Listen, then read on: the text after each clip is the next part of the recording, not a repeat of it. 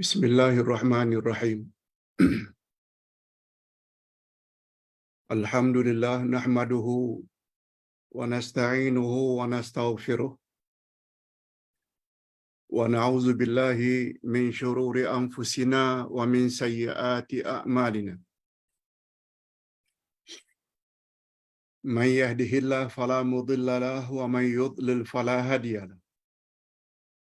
Asyhadu an la ilaha illallah wahdahu la syarika lah wa asyhadu anna Muhammadan abduhu wa rasuluh la nabiyya ba'dah. Allahumma salli wa sallim ala nabiyyina Muhammad wa ala alihi wa sahbihi ajma'in amma ba'd.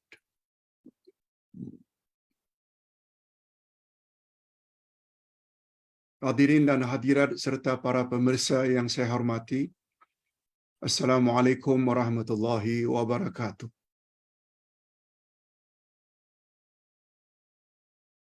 Alhamdulillah kita bersyukur kehadirat Allah Azza wa Jalla.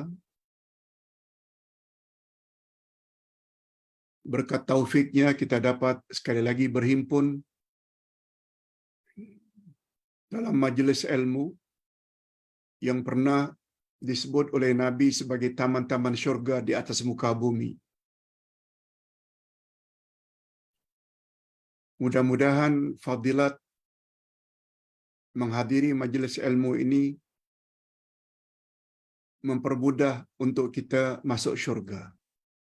Sebagaimana sabda Nabi sallallahu alaihi wasallam, "Man salaka tariqan yaltamisu fihi ilma, sahalallahu lahu bihi tariqan ilal jannah."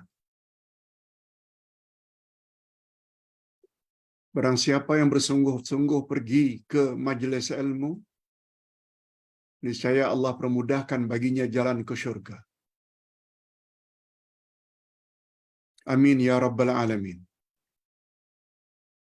Pembahasan kita pada pagi ini seperti biasa, pertama membahas satu topik, satu tajuk, dan yang kedua menjawab beberapa soalan jamaah. Topik yang akan kita bahas pagi ini adalah nama Allah Al-Jabbar. Memahami nama Allah Al-Jabbar ini sangat mustahak.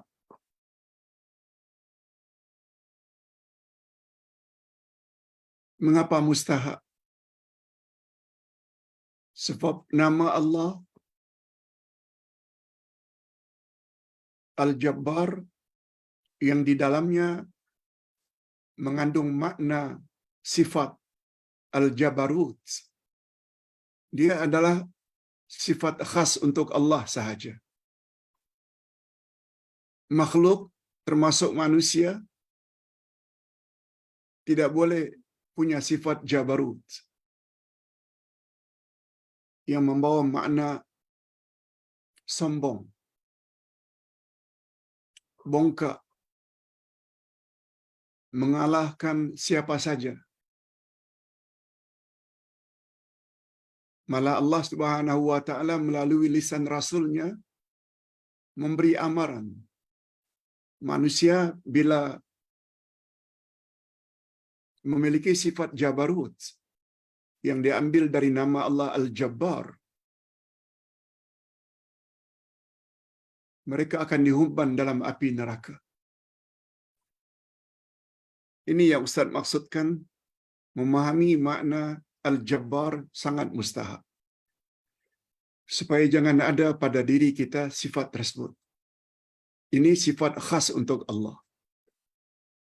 Termasuk Al-Mutakabbir, Al-Kibriya, membesarkan diri, menyombongkan diri. Lebih kurang membawa makna Al-Jabbar. Okey. Yang pertama membuat kita yakin Al-Jabbar ni salah satu dari nama Allah. Kita boleh lihat dalam surat Al-Hasyr ayat yang ke-23. A'udzubillahi minasyaitonirrajim. Huwallahu alladzi la ilaha illa hu. Al-Malikul Quddusus Salamul Mu'minul Muhaiminul Azizul Jabbarul Mutakabbir. Subhanallahi amma yusyrikun. Dialah Allah. Tiada Tuhan yang berhak disembah melainkan Allah. Al-Malik, dia adalah Raja. Al-Quddus, dia Maha Suci. As-Salam, dia penyelamat. Al-Mu'min, dia yang memberi keamanan. Al-Muhaimin, dia Maha Perkasa. Dia Maha Memelihara. Al-Muhaimin. Al-Aziz, dia Maha Perkasa. Al-Jabbar, yang Maha Kuasa. Dia Al-Jabbar, dia yakni Allah Maha Kuasa. Al-Mutakabbir, yang memiliki segala kebesaran dan keagungan. Subhanallahi amma yusyrikun. Maha suci Allah daripada apa yang mereka telah persekutukan.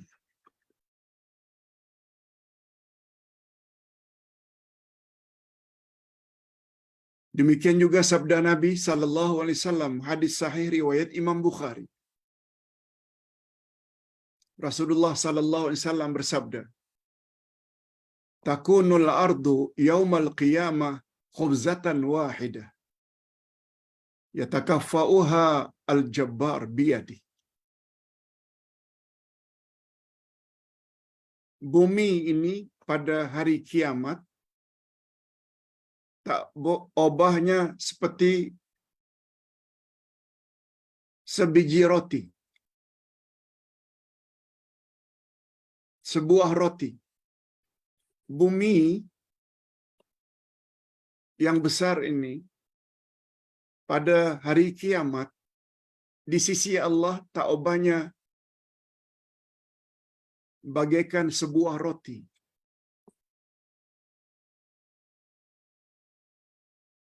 Yang diperlakukan oleh Allah Subhanahu wa taala Al-Jabbar.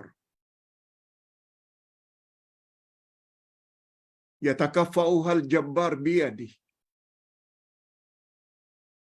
Di tangan Allah, bumi ini tak ubahnya seperti sebuah roti. Sebagaimana salah seorang di antara kamu yang memerlukan rotinya ketika sedang dalam safar atau perjalanan. Begitu Allah gambarkan bumi ini yang di dalamnya ada manusia. Bumi ini, bola bumi ini di sisi Allah tak ubahnya seperti sebuah roti. Okey. Cukuplah dalil satu dari ayat Quran, satu dari hadis Nabi yang sahih, riwayat Imam Bukhari, bahwa Al-Jabbar confirm adalah nama Allah.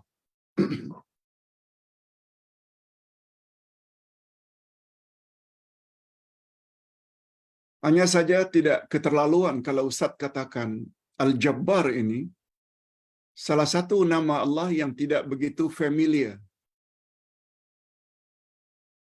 Tidak begitu biasa didengar oleh umat Islam.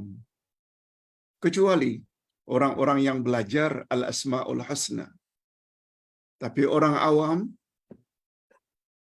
barangkali banyak yang tidak biasa dengar nama Allah Al-Jabbar. Oleh sebab itu memahami makna nama Allah Al-Jabbar sangat mustahak. Apalagi ini nama khas untuk Allah. Makhluk termasuk manusia diharamkan oleh Allah memiliki sifat Al-Jabarut yang terkandung di dalam nama Allah Al-Jabbar. Oleh sebab itu kita mesti berhati-hati. jangan memiliki sifat itu.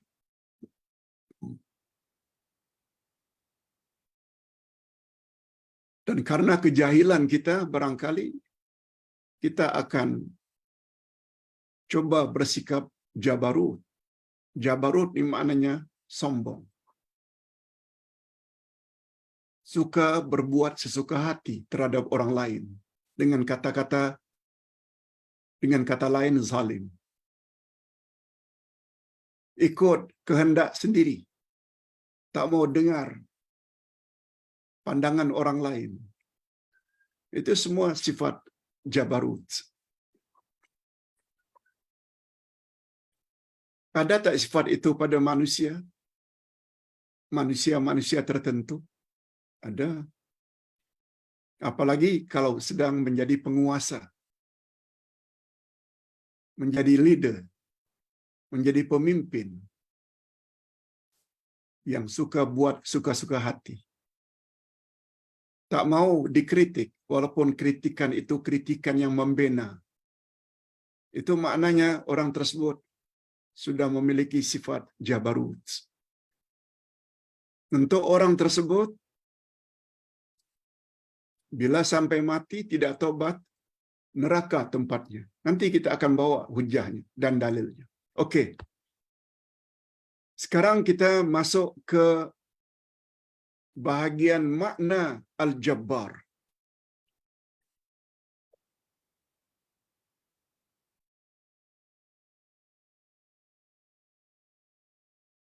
Al-Jabbar menurut bahasa mengandung 3 makna. Menurut bahasa, Al-Jabbaru lughatan, Al-Jabbar menurut bahasa, kadang-kadang dia membawa makna dia berkuasa, memberi kecukupan.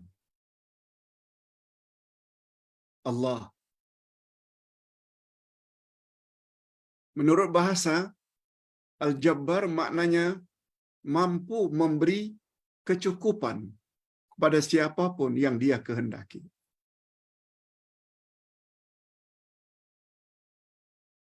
Dan yang kedua, Al-Jabbar menurut bahasa mampu menundukkan siapa saja. Dan yang ketiga, Al-Jabbar membawa makna keperkasaan, perkasa, gagah.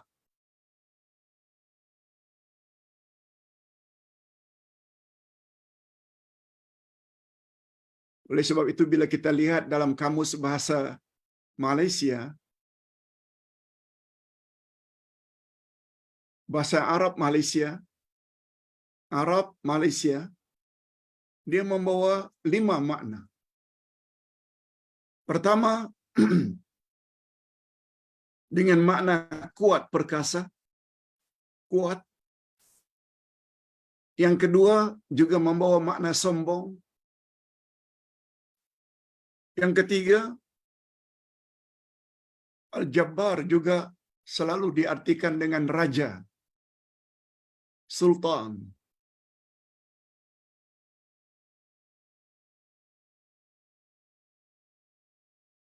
Yang keempat, dia juga membawa makna orang yang keras hati.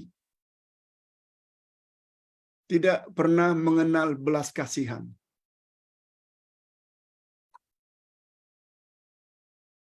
Yang terakhir,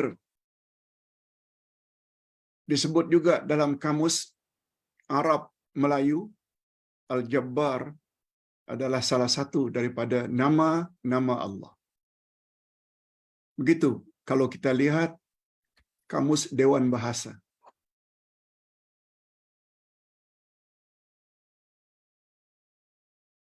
Jadi berdasarkan makna-makna tersebut, maka nama Allah Al-Jabbar bolehlah disimpulkan dengan Dialah Allah yang maha memperbaiki kerosakan. Mana-mana yang rosak, Allah yang perbaiki.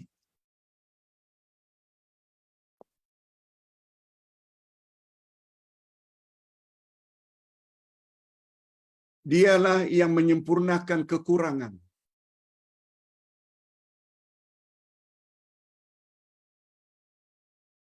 Itu sebabnya permintaan kita di dalam duduk antara dua sujud, Rabbi ufirli warhamni wajburni. Rabbi ufirli, ya Allah ampunkanlah dosa-dosaku. Warhamni, sayangi dan kasihanilah daku. Wajburni. Wajburni di situ dengan makna perbaikilah kekuranganku ya Allah. Wajbur dengan makna aslih. Berilah kemaslahatan.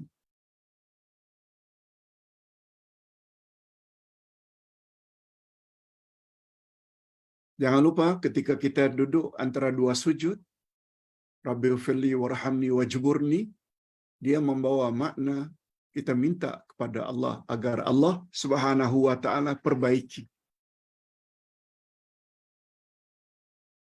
Itu barangkali sebabnya mengapa setengah rawatan Islam, kalau Anda sakit lutut, baca ayat wa idza batashtum jabbarin, yaitu pada ayat 130 dari surat Asy-Syu'ara. Asy-Syu'ara 130. Wa idza batashtum jabbarin. Dan apabila kamu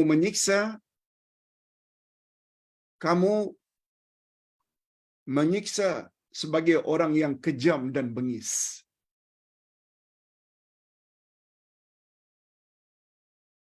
Ia membawa makna bahagian lutut yang sakit, kita pegang dengan dua tangan, lalu kita baca ayat ini. Wa idza batashtum jabbarin.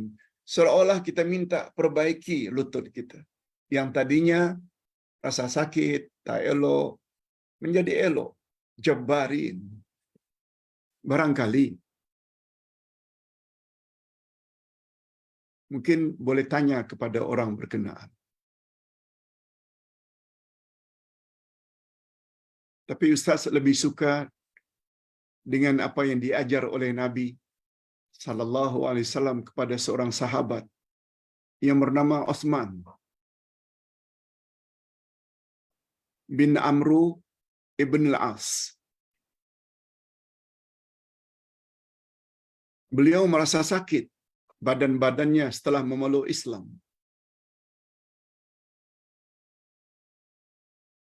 Lalu mengadu kepada Nabi. Ya Rasulullah, setelah saya memeluk Islam, saya rasa badan saya sendi-sendi, rasa sakit. Apa patut saya lakukan ya Rasulullah? Lalu Nabi ajar. Yang ini Ustaz ada amalkan dan memang terbukti. Boleh dilihat doa ini pada buku Akidah Ahlussunnah wal Jamaah jilid 1, bahagian ibadat lisan. Ibadat ada 4. Ibadat hati, ibadat badan, ibadat harta, dan ibadat lisan. Termasuk doa, termasuk ruqyah, jampi mentera yang diajar oleh Nabi. Kata Nabi, wahai Utsman, kamu letakkan tanganmu di tempat yang sakit,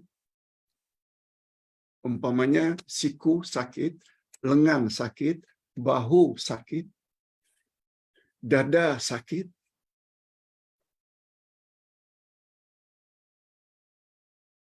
Baca bismillah 3 kali.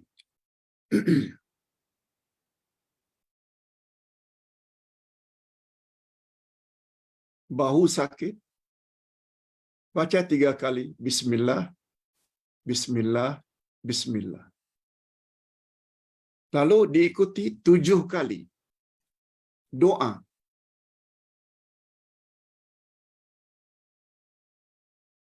A'udzu bi'izzatillahi wa qudratihi.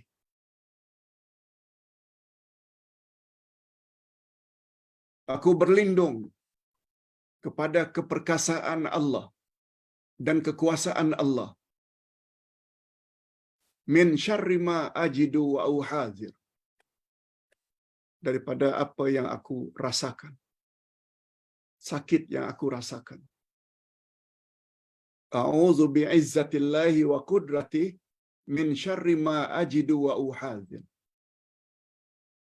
Aku berlindung dengan keperkasaan Allah dan kodratnya dari segala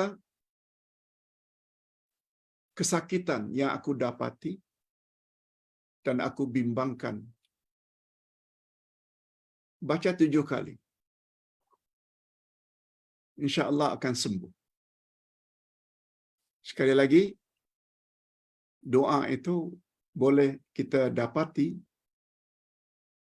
di dalam buku Akidah Jilid 1, pembahagian ibadat, yaitu ibadat lisan.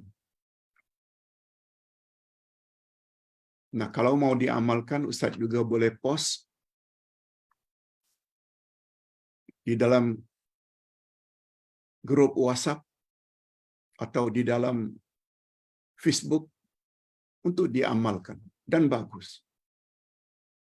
Dan Ustaz pernah amalkan dan dia berkesan dengan izin Allah. Ustaz pernah cerita pada satu pagi Ustaz krem. Tak dapat bangun subuh. Padahal waktu itu Ustaz ada kuliah di Bangi. Kuliah tafsir. Bangun jam 4, tak boleh bangun. Ustaz baca itu. Letakkan di bahagian kaki. Pegang. Baca Bismillah 3 kali. Kemudian diikuti dengan doa tersebut 7 kali. Subhanallah. Langsung kaki yang tadinya krem tak boleh digerakkan.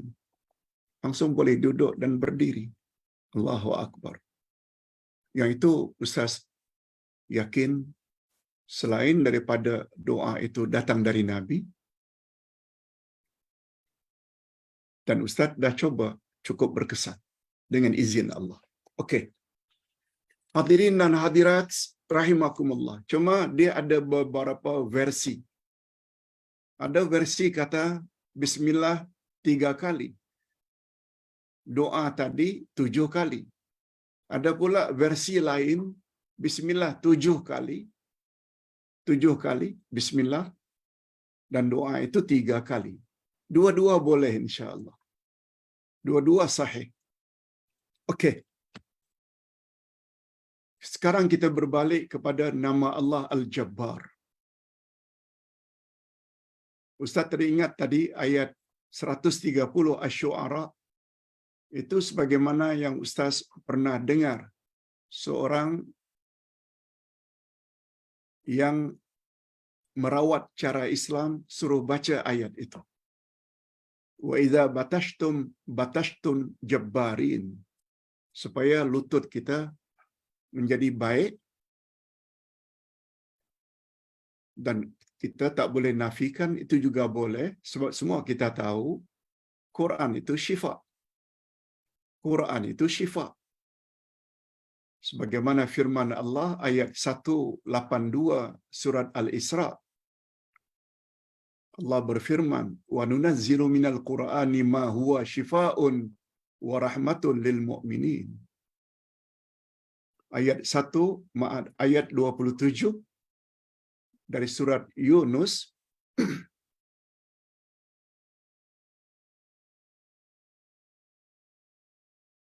Allah Subhanahu wa taala berfirman, "Ya ayuhan nas, qad ja'atkum mau'izatun mir rabbikum wa shifaa'un lima fis sudur." Banyak. Paling kurang 6 ayat yang menyebut Quran itu adalah syifa. Okey. Hanya saja bila dikaitkan Al-Jabbar ini dengan nama Allah, kata Syekh Muhammad Saleh Al-Utsaimin, salah seorang ulama besar dari Arab Saudi, Allah yarhamu, kata beliau, dia mengandung 3 makna. Pertama, namanya Jabrul Quwwah. Dia mengandung makna kekuatan. Quwwah. Quwwah itu kuat. Macam yang kita selalu baca, la haula wala quwwata illa billah. Pada diri Allah itu ada kekuatan yang tidak ada tolok banding.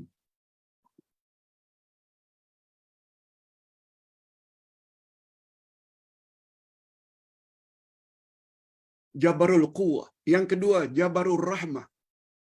Bukan Jabal Rahmah ya. Jabal itu bukit atau gunung di Arafah. Ini Jabrul Rahmah dari kata Jabbar, yaitu mengandung makna kasih sayang. Dan yang ketiga, ia mengandung makna Jabrul Ulu. Ia mengandung makna Allah itu maha tinggi. Maha tinggi. Sebabnya pandangan yang lebih tepat. Bila ditanya di mana Allah, kita jawab fis sama. Allah di langit. Dan langit bahasa Arab maknanya tinggi. Setiap yang mulia mesti tinggi. Itu kita tidak bahas sekarang. Cuma kata Syekh Utsaimin, ada 3 sifat yang terkandung di dalam nama Allah Al-Jabbar. Pertama, Jabrul Quwwah. Yang kedua, Jabrul Rahmah. Yang ketiga, Jabrul Ulu. Ia mengandung makna kekuatan. Dia mengandung makna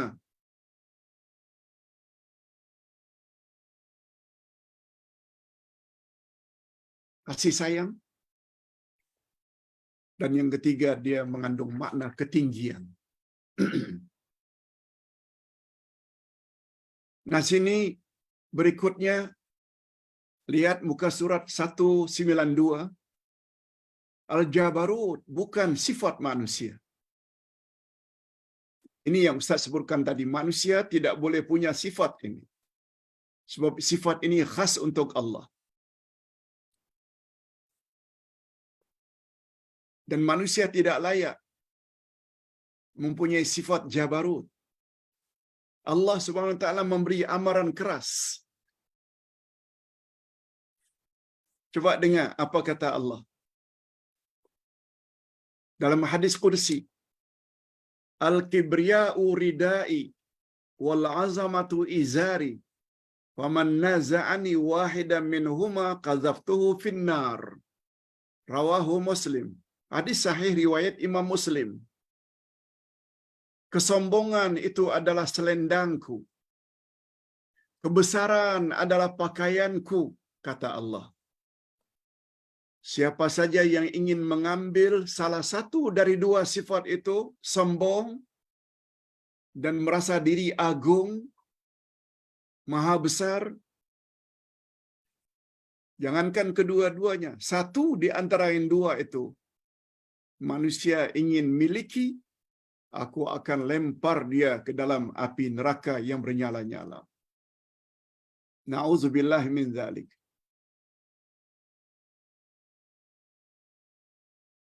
Hadirin dan hadirat serta para pemirsa yang saya hormati.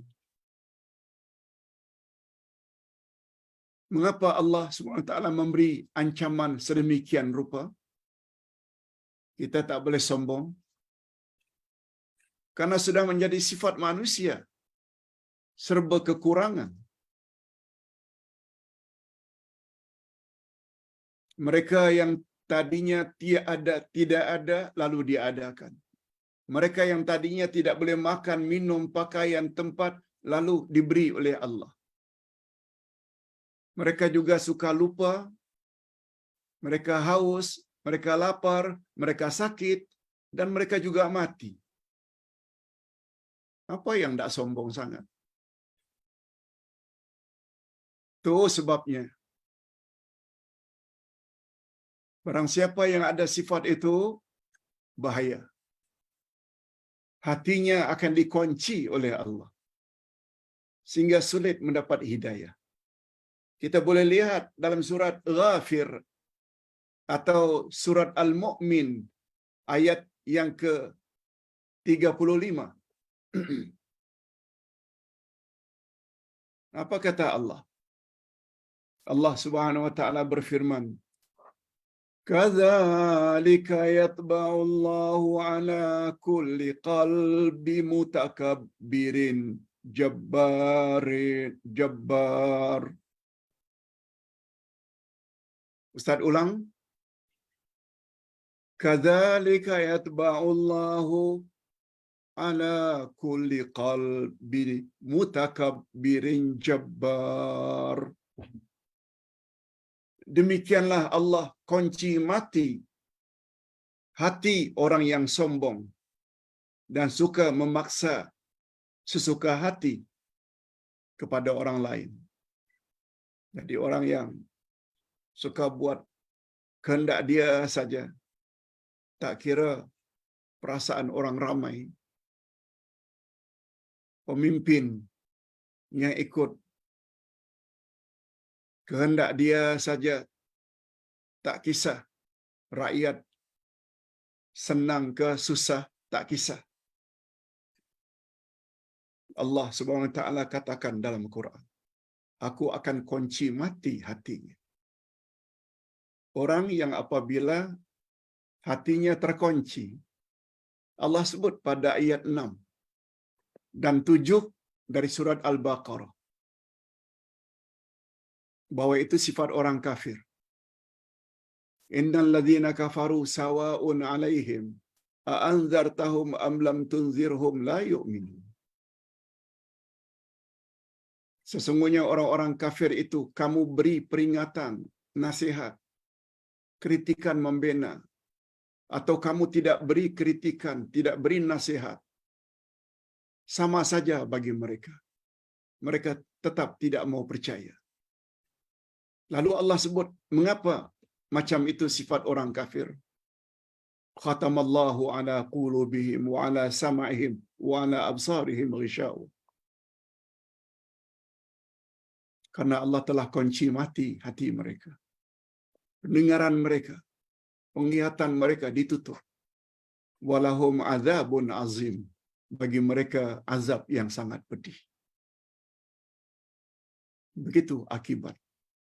Karena tak mau dengar nasihat. Ustaz harap para jamaah khasnya Quran adalah nasihat.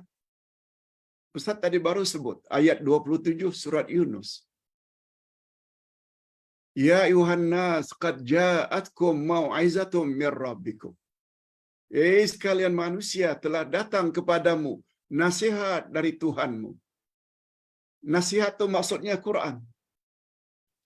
Disambung wa shifaa'un lima fis sudur. Dia boleh merawat, mengobati apa yang ada dalam hati. Sombong, hasad, dengki, ria, ujub, takabur. Allah sebut dalam ayat itu Quran adalah nasihat.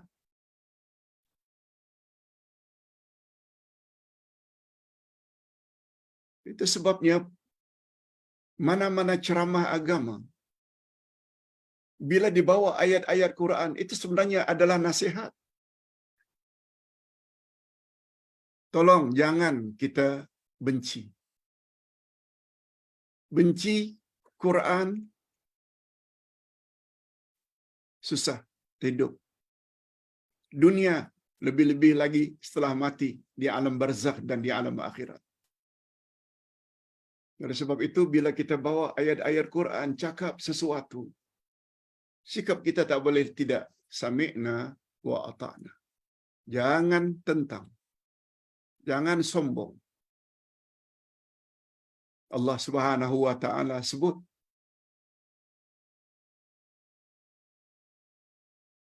dua hari yang lalu Ustaz ada sebut surat Al-A'raf ayat 40.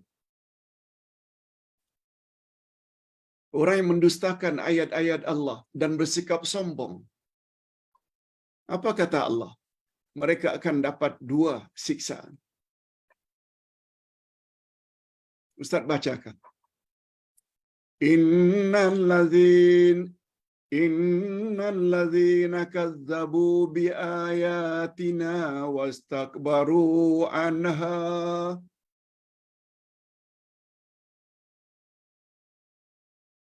Sesungguhnya orang-orang yang mendustakan ayat-ayat kami dan mereka bersikap sombong terhadap ayat-ayat kami.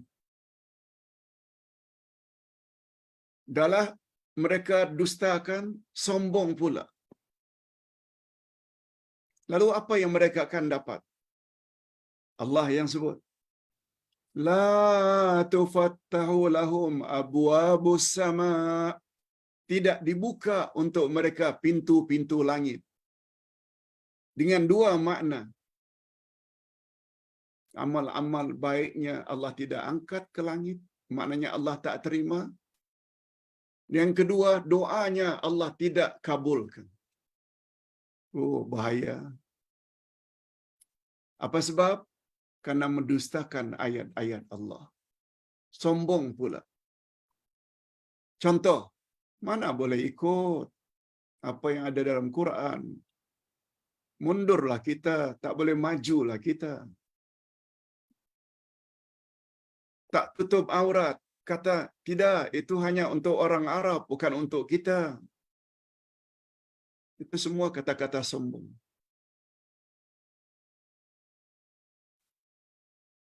Amal salehnya Allah tak terima. Doa-doanya Allah tidak kabulkan. Malah lebih berbahaya dari itu, apa dia? Wala yadkhulunal jannah hatta yalijal jamal fi sammil khiyat. Dan orang tersebut tidak boleh masuk syurga sehingga masuk dulu onta dalam lubang jarum. Begitu istilah Allah. Allah yang punya istilah. Kata ulama tafsir membawa makna mustahil orang tersebut masuk syurga sebagaimana mustahilnya onta masuk ke dalam lubang jarum. Bukan ustaz yang cakap. Lihat Al-A'raf ayat 40. Na'udzubillahi min dzalik. Nah, sekarang kita sampai ke bahagian terakhir. Apa kesan setelah mendapat penjelasan selama 40 minit? Mula jam 10, sekarang 10.40. Dalilnya, apa makna jabbar menurut bahasa? Apa makna jabbar bila dikaitkan dengan nama Allah? Nah, sekarang kita hendak tanya. Keyakinan seperti itu ada kesan tak? Kesan positif pada pribadi dan diri kita. Ada 3. Kesan mesti ada. Yang pertama sekali, setelah kita memahami makna nama Allah Al-Jabbar, akan membuat kita senantiasa tunduk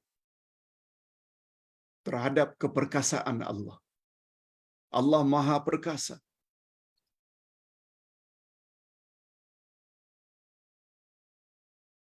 Jangan sombong terhadap Allah. Jangan dustakan ayat-ayat Allah.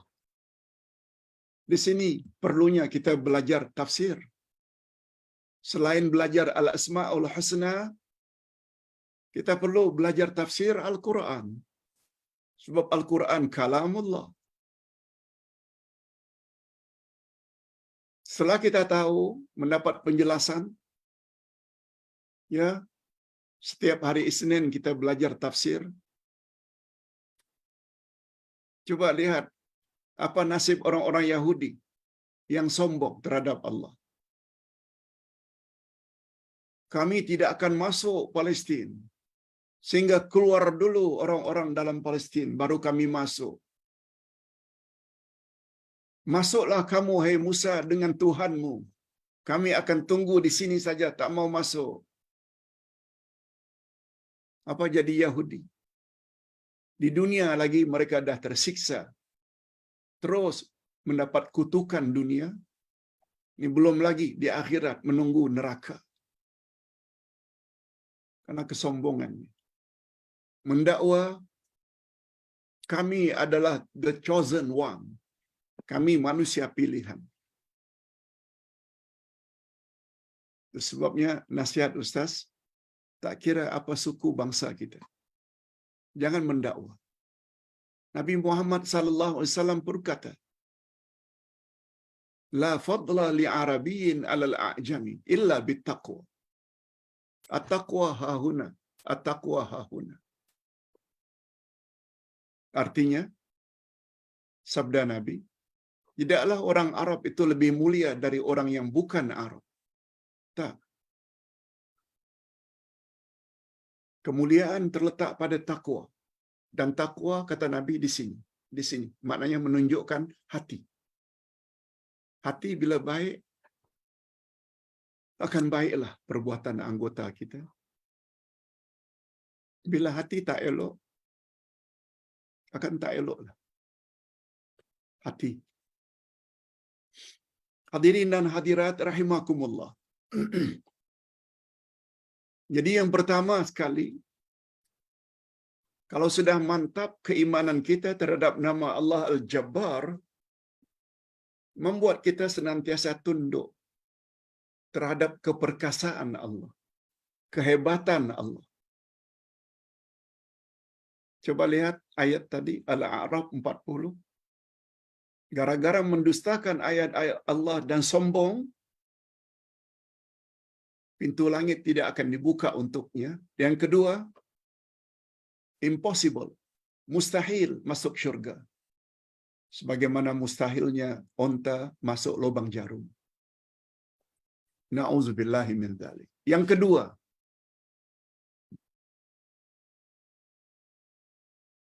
dia akan jadi orang yang mudah menerima kebenaran. Bapak-bapak dan ibu-ibu, dulu-dulu, ini bukan menuduh, tapi barangkali bapak-bapak dan ibu serta para pemirsa setuju. Dulu-dulu, Islam kita Islam keturunan. Islam nenek moyang. Bukan kita ambil langsung dari ayat Quran hadis Nabi. Pengajaran Islam kembali pada Quran dan Sunnah. Setahu Ustaz lebih kurang 50 tahun belakangan ini saja. Setelah banyak yang balik daripada negara Arab, Mesir, Arab Saudi, Jordan, Syria, Sudan, balik murid-murid daripada Pakistan, India, baru ada pelajaran macam ini. Belajar Quran, Sunnah, Al-Asma'ul Husna, hadis-hadis Nabi. Baru lebih kurang 50 tahun belakangan ini. Dulu kita ikut adat saja. Seolah-olah Islam itu adat, adat itu Islam. Sekarang, alhamdulillah, setelah mendapat bimbingan khasnya dengan Ustaz lebih kurang 40 tahun, ada 30 tahun, ada 20 tahun, ada 15 tahun, ada 10 tahun, dan ada juga yang baru 5 bulan. Tak kiralah. Dengan penjelasan Al-Asma'ul Husna, penjelasan ayat-ayat Quran, tafsirannya, syarah hadis-hadis Nabi, kita mula tinggalkan segala yang tidak ada dalilnya, terutama dalam berakidah, terutama dalam kita beribadat pada Allah Azza wa Jalla.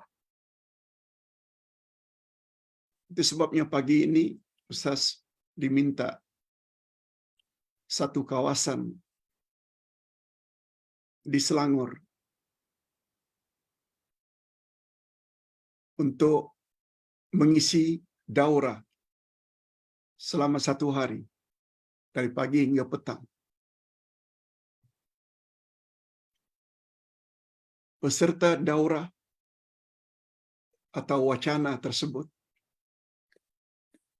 80% daripada mereka adalah lansia, orang yang lanjut usia.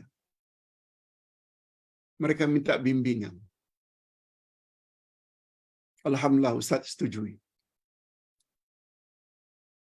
Begitu juga permintaan daripada Sabah, Sampurna, Tawau. InsyaAllah next week Ustaz akan pergi selama 4 hari di sana. Juga minta bimbingan. Kita kena pergi. Sebab bagi Ustaz, keperluan lansia pada ilmu agama lebih daripada anak-anak muda.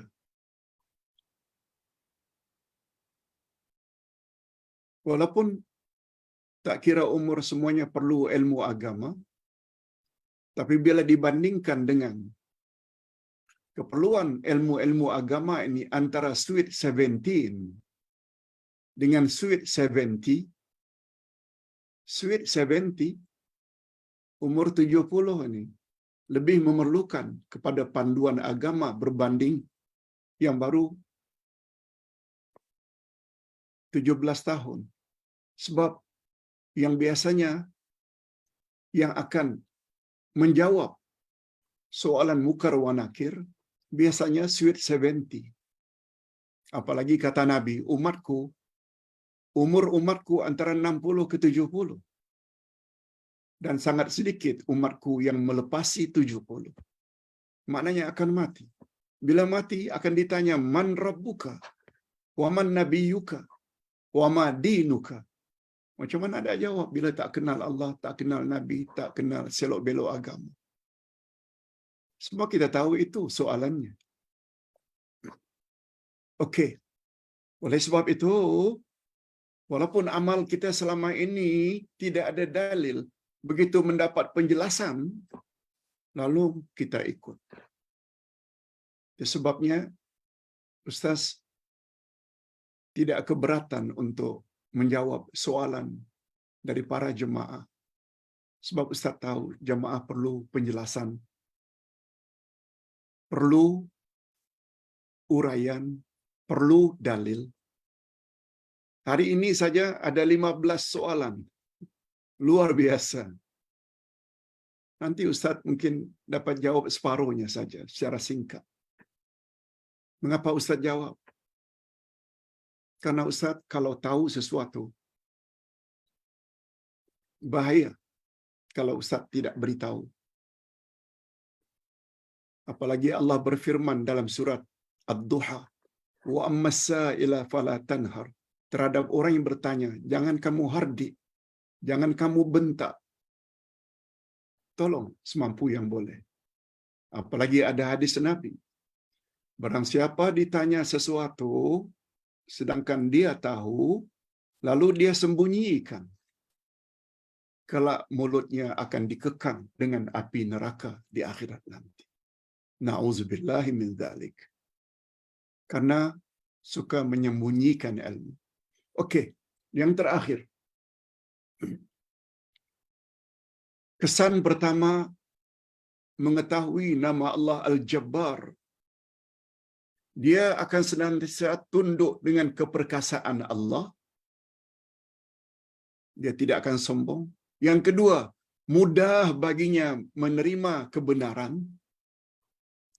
Dari mana datangnya kebenaran? Dari Allah. Dari Rasul. Bila hadis itu sahih. Lihat ayat 147 Al-Baqarah. Al-haqqu min rabbik. Fala takunanna minal mumtarin. Kebenaran itu adalah segala yang datang dari Allah. Oleh sebab itu, janganlah kamu jadi orang yang ragu-ragu lagi. Sambut saja dengan sami'na wa ata'na. Yang kedua yang datang dari Nabi. Sebab Nabi maksum bila hadis itu sahih. Tapi berapa banyak orang yang lebih suka ikut tuan gurunya, kiainya, habibnya, walaupun tak bawa dalil dan hujjah. Bahaya lagi. Dan yang terakhir, yang keempat, yang ketiga, ekoran dari keyakinan kita terhadap nama Allah Al-Jabbar. Dia akan jadi orang yang suka memohon ampun kepada Allah. Sebab dia sadar bahwa dirinya tidak sempurna. Apalagi Nabi Muhammad sallallahu alaihi wasallam bersabda, "Kullu bani Adam khata' wa khairul khata'in at-tawwabun." Semua anak cucu Adam, yakni manusia, pernah buat salah.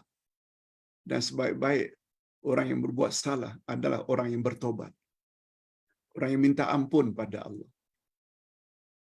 Mudah-mudahan apa yang kita sampaikan lebih kurang 54 menit tersebut ada manfaatnya. Ustaz,